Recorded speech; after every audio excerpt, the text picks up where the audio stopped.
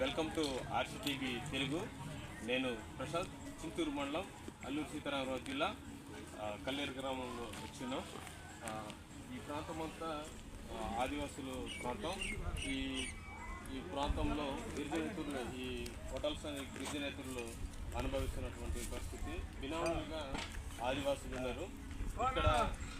ఇక్కడ ఆదివాసులకు తెలియపరుస్తుంది ఏంటంటే, ఈ ప్రాంతంలో మూగజీవులు వచ్చేసి ఇక్కడ చెత్త చెదారం, ఈ మురికి, ఇవన్నీ ఇక్కడ పేపర్స్ కానీ అన్నీ విచ్చలవిడిగా ఉంటున్నాయి.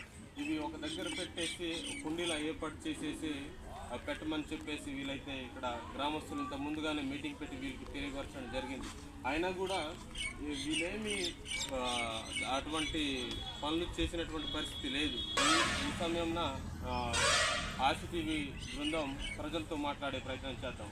ఫిబ్రవరి నెలలో మేము హోటల్లో మొత్తం పిలిపించి మొత్తం మీటింగ్ పెట్టి కాగితాలు కానీ ఈ రోడ్డు ఆవులు గుడ్లు తిని మొత్తము కడుపులో సేఫ్టీకి అయ్యి చనిపోతున్నాయని మేము గత నెలలో మేము మీటింగ్ పెట్టి అందరు హోటళ్ళంతా మొత్తం పిలిపించి మొత్తం మేము కాగితము హోటల్ పక్క కానీ ప్లాస్టిక్ డబ్బా కానీ ఏమి టిఫిన్ టీ చేసిన కాగితాలు కానీ మొత్తము చెత్తకుండలో పారేయాలని మేము దానికి చెత్తకుండి కట్టేసి దాంట్లో పెట్టి శుభ్రంగా భద్రంగా ఉంచితే మా ఆవులు కానీ మేకలు కానీ గుడ్లు కానీ మంచిగా ఉంటాయని మేము ఆ రోజు మీటింగ్లో చెప్పాము ఫిబ్రవరిలో. ఆ మూలంగా మేము నెలలో టైం ఇచ్చినా కూడా ఇంతవరకు ఏం పరిష్కారం కాలేదు. హోటళ్ళు మొత్తం కాగితాలు కూడా రోడ్డు మీద అలాగే పడి ఉంటున్నాయి. అందుకని ఇప్పుడు కూడా మేకల గుడ్లు తినేసి మొత్తము కొన్ని రోజుల తర్వాత మేకల గుడ్లు చనిపోతున్నాయి. గ్రామస్తులు తెలియజేస్తున్నారు.